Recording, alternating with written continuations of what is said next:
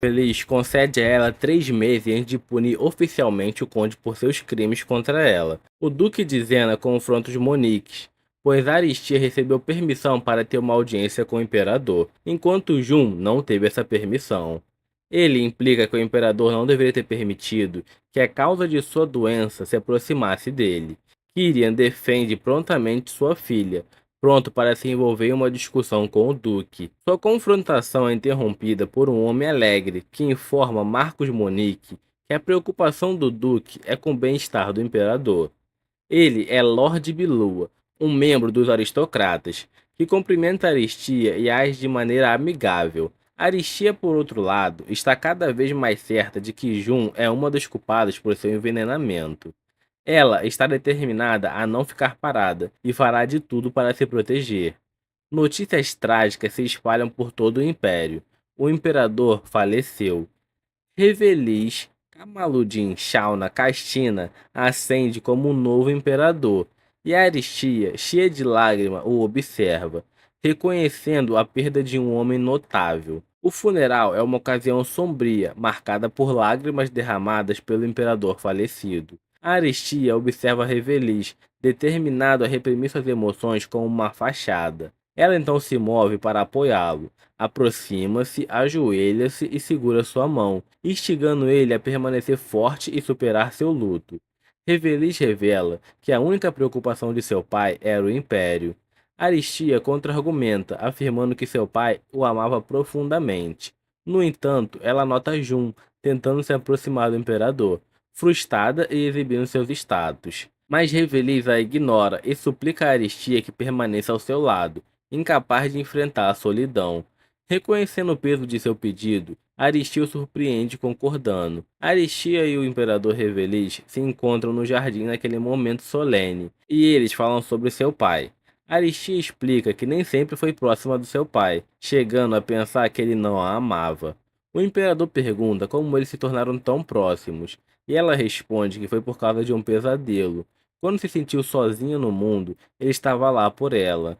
Ela percebeu que ele a amava, mesmo que não pudesse expressar abertamente. Ela conta ao imperador que o pai dele era igual, confiando muito em seu julgamento e se orgulhando dele. Ele era rigoroso com o filho, porque um dia ele seria responsável por todo o império. O imperador se abre para ela também, dizendo que a invejava quando eram jovens, porque ela era amada por aqueles que ele queria que o amassem, até mesmo por seu próprio pai. Ele confessa que a odiava. Aristia percebe que isso pode ter sido a razão pela qual ele a odiou por tanto tempo na sua vida anterior, embora ela não tenha certeza se pode perdoá-lo. Pelo menos ela entendeu por que era assim. Quando de repente ela sente algo em seu ombro. O imperador está descansando a cabeça em seu ombro e agora está dormindo profundamente. Ela quer que ele fique confortável, então o faz deitar em seu colo. No dia seguinte, ela se encontra nos próprios aposentos do imperador. Felizmente, ninguém os viu. Sua Majestade deixou para ela uma nota agradecendo por ter estado com ele durante a noite. Aristia não pode deixar de sorrir. Aristia recebe duas cartas com mensagens conflitantes. A primeira é uma convocação para comparecer a uma reunião política, e outra é do imperador, dizendo para ela não ir ao palácio. Apesar do imperador pedir isso, determinada a resolver isso de uma vez por todas, ela enfrenta a oposição implacável que insiste que Jun é a candidata muito mais adequada para ser imperatriz. Eles lembram a todos do objetivo de Aristia, de ter sucesso em nome de sua casa. O imperador rapidamente diz que a princesa Zena, também conhecida como Jun, ainda não é reconhecida como uma dama. As coisas ficam intensas quando mencionam que Aristia é basicamente infértil e não pode cumprir seu dever de gerar herdeiros. Aristia teve o bastante. Ela declara ousadamente que não pretende ser imperatriz de qualquer maneira. Revelir está arrasado, assim como seus apoiadores. Ela continua explicando que não tem o direito de ficar ao lado do imperador e pede a ele que anule o contrato de casamento. O imperador Revelis a confronta sobre sua decisão. Ela explica que isso era de se esperar. Ela também lembra a ele que ele prometeu respeitar a opinião dela. O pobre imperador pergunta se ela realmente o odeia tanto. Apesar das lágrimas ameaçando cair de seus olhos, ela diz a Sua Majestade que, embora tenha tido amor por ele no passado, esse não é mais o caso. O imperador fica chocado, cerrou o punho e diz a ela para fazer o que quiser. Ele a deixa lá em pé, sem perceber as lágrimas que caem aos seus pés. Depois de todo o tumulto da reunião, Carsten a visita e oferece não seguir sua própria linha política, agora que seu pai declarou que não lidará mais com os assuntos das facções. No entanto, Aristia diz a ele que não quer arrastá-lo com ela. Mais tarde, seu pai chega e pergunta sobre sua decisão. Ela espera que ele fique desapontado, mas em vez disso, ele diz que ela fez um bom trabalho. Ele explica que odeia ter que empurrá-la para uma posição que ela não quer. Diz a ela para fazer o que quiser a partir de agora. Ela jura a ele que será a sucessora de sua família. Em seguida, ela pergunta ao pai se pode realizar a celebração de maioridade em sua propriedade, em vez de na capital. Ela quer solidificar sua posição como sucessora. Aristia visita o templo depois de alguns dias. Enquanto fala com sua santidade, ele diz a ela que ela se parece muito com sua mãe. Por isso, pretende abençoá-la regularmente e pede que ela visite o templo a cada 15 dias. Antes de sair do templo, ela vê Jun. Jun começa a acusar Aristia das coisas mais ridículas. A acusa de usar truques baratos para atrair o príncipe, mencionando até quanto Aristia inveja ela. Ao ouvir Jun acusá-la de estar com ciúmes, Aristia fica furiosa, especialmente quando descobre que Jun voltou no tempo para vencê-la. Ela exclama com raiva que já desistiu da sua posição de imperatriz. Jun é incrivelmente irritante. Ninguém pode culpá-la neste ponto. No entanto, Aristia fica chocada quando Jun responde a ela, dizendo que ela está agindo assim porque não testemunhou como as coisas eram quando ela morreu. Ela exige saber do que ela está dizendo, mas Jun diz que ela não precisa saber. Antes de Jun sair, Aristia adverte para não mexer mais com ela. Alguns dias depois, o imperador lhe envia um presente. Para sua surpresa, é um órgão como uma figurinha giratória que se parece com ela. O que a confunde ainda mais é que a miniatura dela está usando uma tiara, uma que é destinada apenas aos membros da família imperial. Ela se força a não pensar mais nisso, senão ficaria ainda mais confusa. Quando chega o momento de sua celebração de maioridade, o imperador muda repentinamente o local da propriedade Monique para os terrenos do Palácio Real. Para piorar as coisas, o excessivamente amigável Lord Miller começa a falar com ela, e suas suspeitas sobre ele crescem, especialmente porque ela não consegue encontrar uma única informação contra ele, mesmo sendo parte da aristocracia. Durante a dança de maioridade, o imperador se aproxima dela. Ela então ousadamente pergunta se ele pode ser o primeiro parceiro da vida adulta dela. Ele sorri para ela e diz que ficaria honrado. Os dois dançam pela pista de dança, enquanto se olham romanticamente. Após a dança, Aristia se arrepende de não conseguir perguntar a ele sobre o significado do presente que ele deu. Ela começa a ficar confusa sobre o que sentir, se isso realmente não significasse nada para o imperador. Ela começa a se repreender por se sentir assim.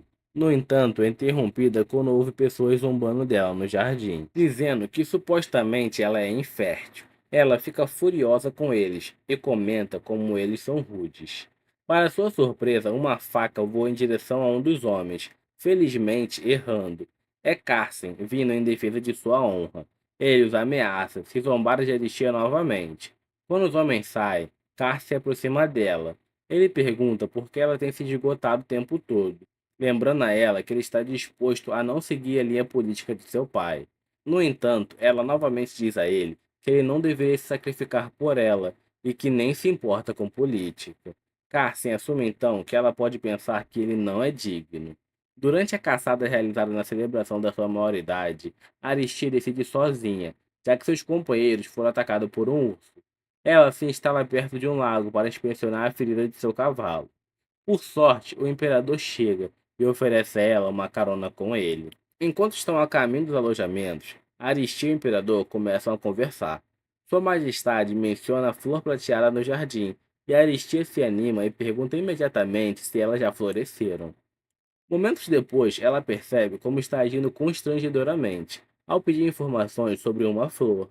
O imperador simplesmente sorri para ela, com carinho, e comenta sobre o quanto ela está interessada na flor. Ele promete a envergonhada Aristia que informará assim que elas florescerem. Algum tempo depois, Aristia aborda o Duque Varita com suas preocupações sobre Millie. Ele diz a ela que investigará. Eles também discutem como lidarão com os negócios de Zena. Um de seus negócios sofreu um golpe, e ela sabe que Jun ficará furiosa ao saber que foi ela quem fez isso.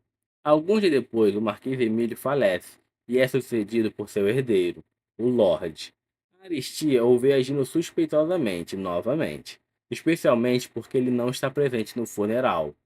No entanto, ela é interrompida quando é abordada por uma furiosa Jun. Ela a acusa de interferir em seu trabalho de ajudar os pobres da cidade. Em vez de ficar chateada com todos os gritos, Aristia simplesmente diz a ela que não consegue lidar adequadamente com o assunto, especialmente porque Jun não está ciente dos esquemas do templo. Eles não estão ajudando os pobres, mas vendendo os suprimentos para os plebeus. Em vez de contar a ela toda a situação, ela desafia Jun a descobrir por si mesma. Meses depois, Aristia fica chocada ao descobrir que os aristocratas estão pressionando para que ela seja imperatriz e Jun seja a rainha dessa vez. Eles pensam que, como ela é considerada infértil, Jun será a mãe do herdeiro. Suas tramas são bastante óbvias para Aristia, e como esperado, a furiosa Jun a visita. Ela a acusa até mesmo de ainda ter sentimento pelo imperador, apesar dele ter arruinado sua vida em sua vida anterior.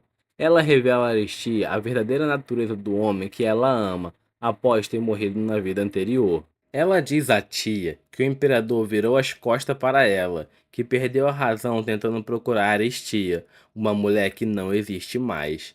Jun a chama de louca e diz que ela não deveria mais amá-lo pelo que ele fez, mas Aristia diz a ela que Revelis, desta linha do tempo, ainda não fez todas aquelas ações.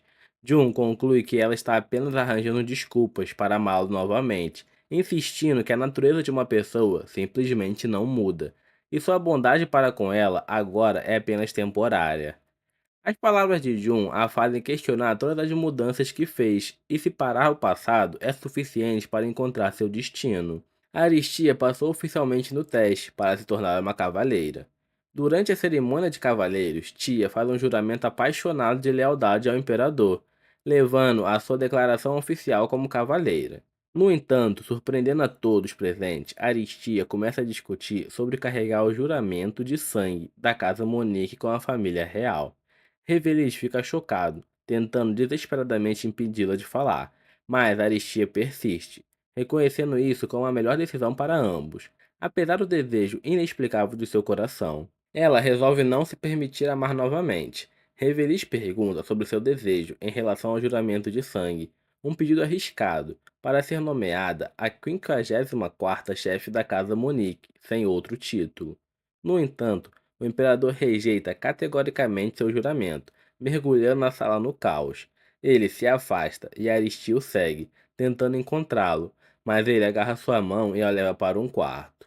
Lá ele diz a ela que não se importa com o que os outros pensam, mas está desesperadamente apaixonado por ela.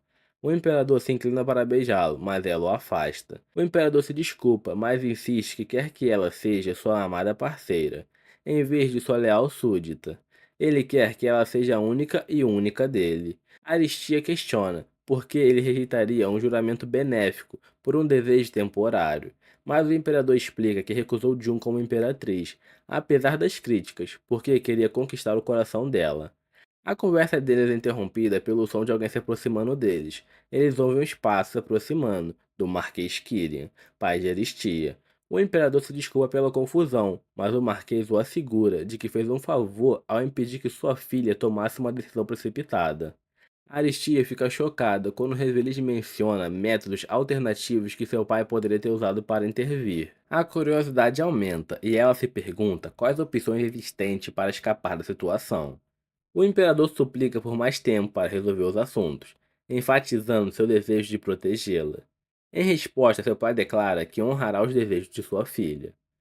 Mais tarde, em seus aposentos, Aristia encontra a carta do imperador Revelis para ela, escrita enquanto ela estava inconsciente por 3 meses. A carta expressa a dor de Revelis durante aqueles tempos.